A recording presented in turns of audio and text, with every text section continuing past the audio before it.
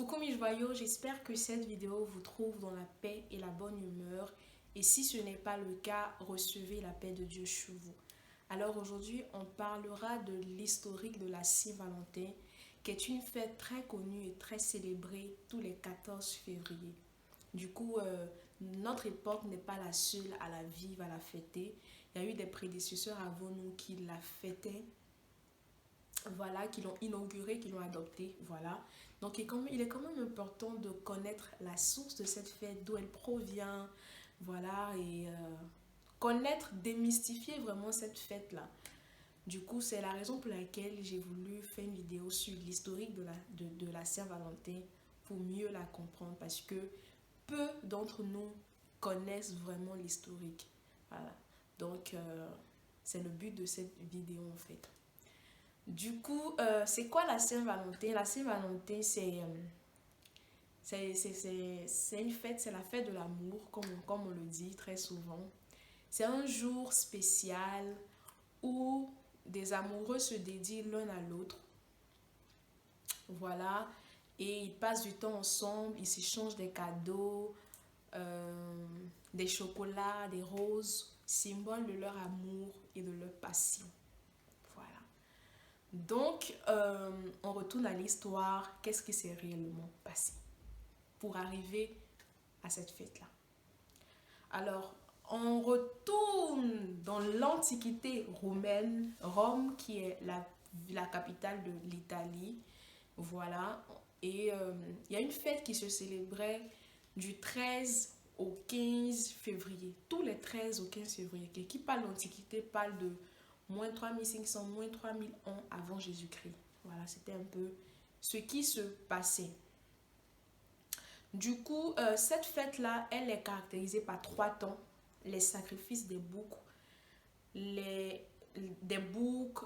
animaux. Deuxièmement, la course des lupecs, vous allez mieux comprendre. Et troisièmement, le grand buffet final.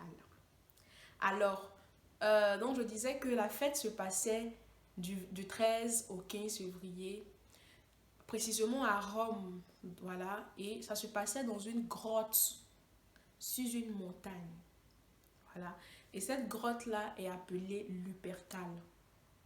Et donc, puisque la fête se faisait dans la grotte qui s'appelait Lupercale, ils ont juste dénommé la fête des Lupercales, voilà. Donc, en fait, dans cette grotte-là se passait un culte. Il y avait un culte qui se faisait, qui était présidé par un prêtre.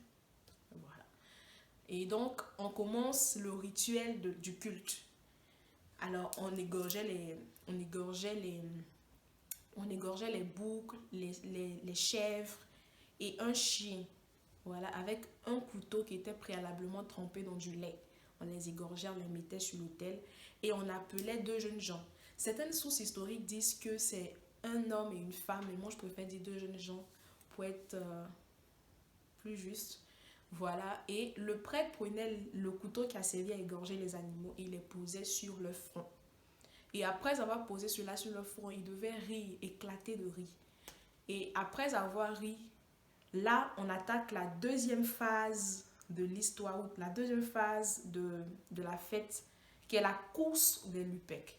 Du coup, quand ils finissent ça, ils se mettent à courir dans toute la ville. Ces 2 jeunes gens-là commencent à courir dans toute la ville. Ils étaient à moitié nus. On couvrait juste leur partie intime de la peau de chèvre. Et ils couraient dans toute la ville. Et ils tapaient avec la peau de chèvre tous les spectateurs qui les regardaient. Voilà. Et ils tapaient aussi même les femmes enceintes. Voilà. Mais dans leur culture, c'était un peu comme une bénédiction, tu vois. C'était un peu comme une bénédiction quand on tapait les femmes enceintes. Une manière, puisque c'était un culte qui était voué au dieu Faunus, le dieu de la nature et de la divinité. Vous voyez. Pardon, le dieu de la nature et de la fertilité. Voilà. Du coup, en tapant ces femmes-là, ils étaient en train de leur souhaiter une bonne chance. Voilà. Et ils leur souhaitaient de concevoir encore plus d'enfants et de faciliter leur accouchement. C'était un peu comme ça que ça se passait. Donc, quand ils finissaient de courir, on attaque maintenant la troisième phase qui est le grand bouquet final. Le grand bouquet final, c'est lorsque des jeunes filles qui n'étaient pas encore mariées écrivaient des lettres d'amour et elles les mettaient dans des jarres près de leur maison. Voilà. Il y avait des jeunes garçons qui devaient aller tirer un poème dans une jarre. Voilà.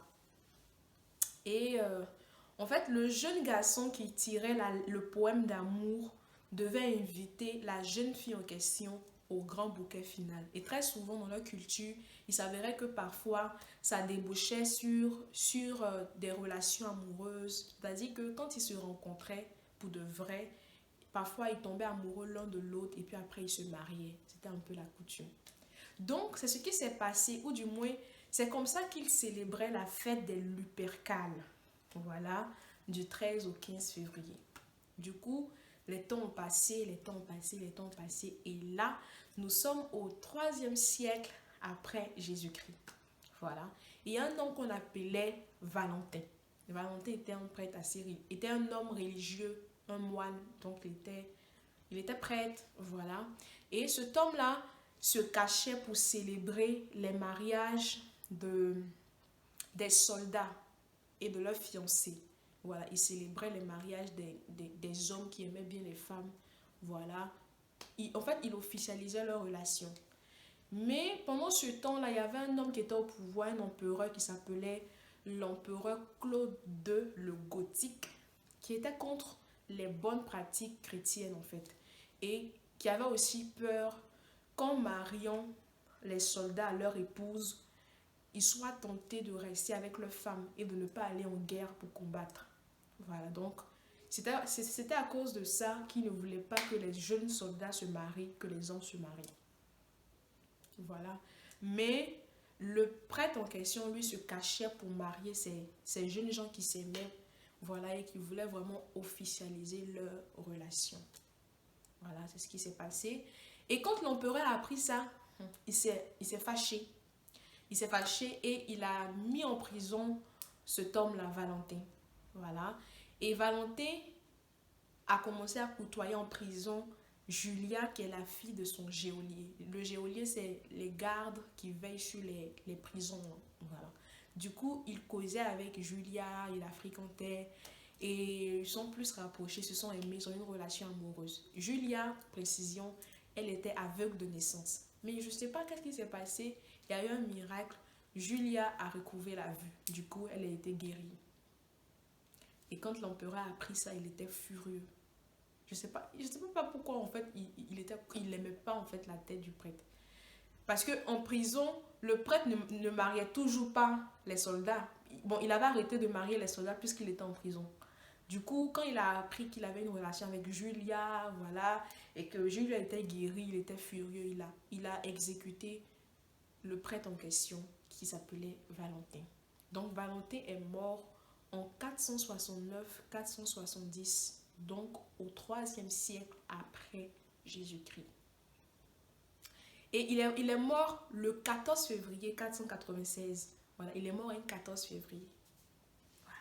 Donc les temps encore ont passé, les temps ont passé. Et là, on arrive au 5e siècle, au temps d'un pape qu'on appelle pape Gélase Ier. Voilà, qui est le 49e pape sur la liste des papes catholiques. Voilà, lui, il arrive et il était contre la fête des Lupercales parce qu'il estimait que c'était une fête démoniaque, une fête qu'on vouait à des démons, que c'était pratiquement la sorcellerie et que ce n'était pas de bonnes pratiques chrétiennes. Du coup, il y avait un mouvement de grands hommes religieux qui avaient voulu abolir cette loi-là, mais ils n'ont pas pu abolir, ils n'ont pas pu faire disparaître la pratique en fait. Mais on va dire grâce à Dieu, quand le pape en question, Gélas Ier, est arrivé, il a aboli la première pratique, mais lui, il a été plus malin parce qu'il a remplacé cette pratique par le 14 février, en fait, qui est le jour où on rend hommage au prêtre Saint-Valentin. Parce qu'on sait très bien qu'à Rome, voilà, les hommes religieux d'une certaine classe, quand ils mouraient, on mettait Saint avant leur nom.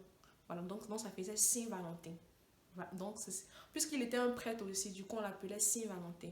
Donc, c'est en fait le 14 février que le pape Gélase a instauré, a inauguré, était un hommage qu'il vouait au prêtre Saint-Valentin qui avait pour lui lutter pour une très bonne cause, celle d'unir des jeunes gens qui s'aimaient. Vous voyez? Et on a même dénommé Saint-Valentin, le Saint-Valentin, c'est-à-dire le prêtre Valentin, de, du saint patron des amoureux. Voilà, parce que c'est une histoire d'amour. Voilà. Pour une histoire d'amour, on le met en prison. Pour une histoire d'amour, on l'exécute. Sa vie était... En fait, sa vie tournait autour de l'amour, en fait. Il a vécu pour l'amour. Du coup, on a rendu hommage au prêtre Saint-Valentin, voilà, qui est mort un 14 février. Du coup, c'était un 14 février que les Romains le célébraient. C'était un peu ça. Du coup, après, ça s'est répandu. La Grande-Bretagne, l'Europe a adopté la culture dans les années 80. Et c'est devenu maintenant une fête, on va dire, coutumière, voilà, que tout le monde célèbre, tout et tout. Et ça s'est davantage répandu en Amérique, partout. Et voilà, c'est la raison pour laquelle tout le monde célèbre la Saint-Valentin, qui est la fête de l'amour. C'est un peu ce qui s'est passé. Voilà, donc ça c'est l'histoire de la Saint-Valentin. Du coup, pour moi, à mon humble avis, l'origine de la Saint-Valentin n'est pas la fête des Lupercales. L'origine de la Saint-Valentin se trouve dans l'histoire du Saint Valentin, du Saint prêtre Valentin. Voilà. Je m'explique. Moi, je suis née en 25 mai. Du coup, chaque 25 mai, je célèbre mon anniversaire. Ça ne veut pas dire que, puisque je célèbre mon anniversaire un 25 mai, je suis en train de célébrer l'anniversaire de mariage d'un couple qui s'est marié un 25 mai. Ou ça ne veut pas dire que je suis en train de célébrer le décès de quelqu'un qui a survenu un 25 mai. Je ne sais pas si vous me comprenez. Voilà. Je célèbre le 25 mai parce que j'ai une histoire avec cette date-là. Cette date, c'est le jour de mon anniversaire à moi. Du coup, je célèbre cette date parce que cette date fait partie de moi. Vous voyez? Voilà. Donc, en fait, on a le même temps. Tous les hommes disposent du même 24 heures, voilà, des mêmes 24 heures. Tout le monde, en fait, en une date, en un jour, plusieurs personnes peuvent célébrer des événements différents. Mais ça ne veut pas dire que, puisque moi je célèbre mon événement le même jour, ça ne veut pas dire que je célèbre leur événement à eux. Je ne sais pas si vous me comprenez. Voilà. Du coup, le pape Gélas n'a pas célébré la fête des Lupercales. Il a aboli la fête des Lupercales, mais il a mis en exergue, il a mis en relief la vie du prêtre Saint-Valentin. Voilà. Lorsqu'il a choisi le 14 février comme la nouvelle date, c'était en faveur du saint pape, bon, on va dire du saint prêtre, et non des et non et non du culte voué au dieu Faunus. Voilà. Donc pour moi, un chrétien peut célébrer la Saint-Valentin de manière saine, symboliquement, c'est pas mauvais, voilà. Et on a bien vu que le prêtre, lui, c'est parce qu'il voulait marier des jeunes gens qui s'est fait emprisonner. Vous voyez? Donc, en quelque sorte, l'amour que ces jeunes gens manifestaient était un amour qui voulait être beaucoup plus concret. Ils ne se sont pas cachés dans le noir. Ils voulaient se marier, ils voulaient s'unir. Du coup, inspirons-nous de cette source de la Saint-Valentin pour officialiser les relations amoureuses. Voilà. Officialisons les relations amoureuses. Vivons réellement la fête de la Saint-Valentin sainement. On dit Saint-Valentin, donc vivons-la sainement, proprement, pour que Dieu soit honoré. Du coup, c'est une fête qui peut être célébrée par des couples. Voilà. Et les couples peuvent la célébrer dans tous les sens du thème. Mais pour les fiancés, les cheminants, ils peuvent aussi la célébrer, mais sainement. C'est pas mauvais d'offrir un petit cadeau, d'offrir une petite balade, d'offrir un petit mot gentil, une petite carte de poème. C'est pas méchant, voilà. Ça dépend de l'état du cœur et de l'esprit dans lequel on vit la fête. Petite précision, l'amour se vit et se célèbre tous les jours. L'amour, on le démontre tous les jours.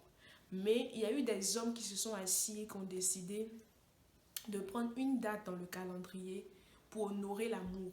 C'est un peu comme le travail. On travaille toujours. Mais ça n'empêche pas que le 1er mai, des gens décident de fêter la fête du travail. Voilà, c'est un peu ça. Donc, l'amour se vit toujours, se démontre toujours, mais on dédie un jour spécialement, principalement, pour célébrer l'amour, tout simplement. Donc, c'est un peu ce que je peux dire sur la Saint-Valentin. Du coup, je vous souhaite une très bonne fête de Saint-Valentin à vous. Vive l'amour, l'amour familial, l'amour amical, l'amour fraternel, l'amour érotique et tous les autres types d'amour que vous pouvez connaître. Vive l'amour et très bonne fête de Saint-Valentin à vous.